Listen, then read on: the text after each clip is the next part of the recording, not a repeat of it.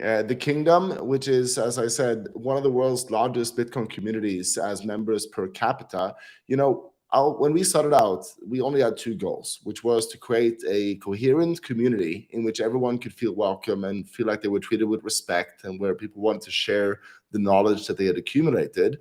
And the other goal was to create content, create answers and content and accessibility to Norwegians, so that even though we are one of the most privileged nations on earth, and even though we do have great banking services and high trust in government and well-functioning money, maybe we could become more prepared for the future than the odds say that we should be.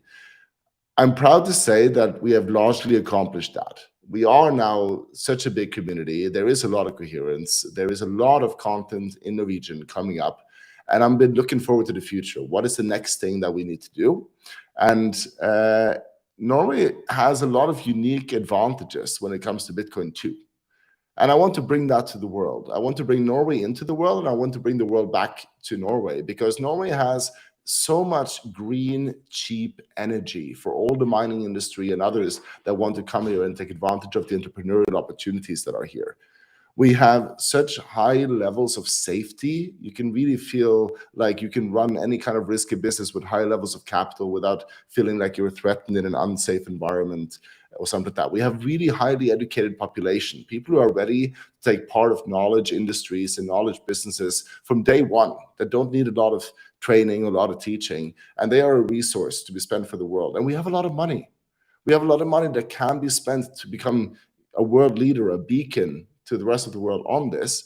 And honestly, I think Norway has a really, really good heart, even though we are very statist and we're oriented towards organizing everything in common through some centralized authority. Fundamentally, the reason people in Norway want to do this is because we care a lot about community. We care a lot about soft values and about solidarity. And I think Bitcoin offers an even better alternative for the future on how to do that. So I think Norway is prime ground to become a beacon to the world when it comes to Bitcoin. But I would like you all to invite you all to join us on that journey. So please like this video, subscribe to this channel, and then this week you can join us on a journey as we launch into the English space for the first time. Now, it's going to be a pilot week. We're going to test it out a bit, collect some experiences, get some feedback from the viewers, see what you guys also want. But we started tonight with the tax authorities and the tax guide, which I think is a pretty soft launch. It's very knowledge-oriented and answers some very practical questions.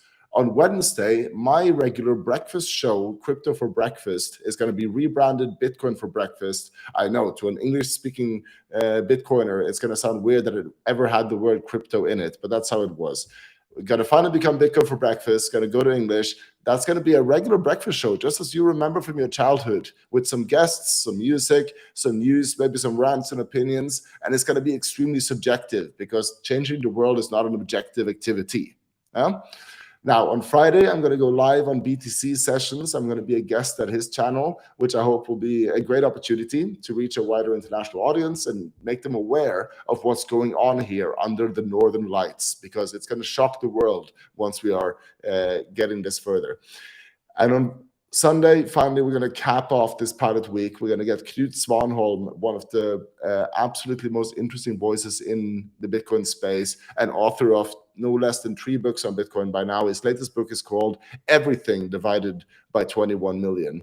And he's going to be here on our channel for a book review of his latest book on Sunday. It's probably going to be around 8 o'clock, but we don't know exactly. Just subscribe to the channel and you'll get the alerts, and then turn on the alerts.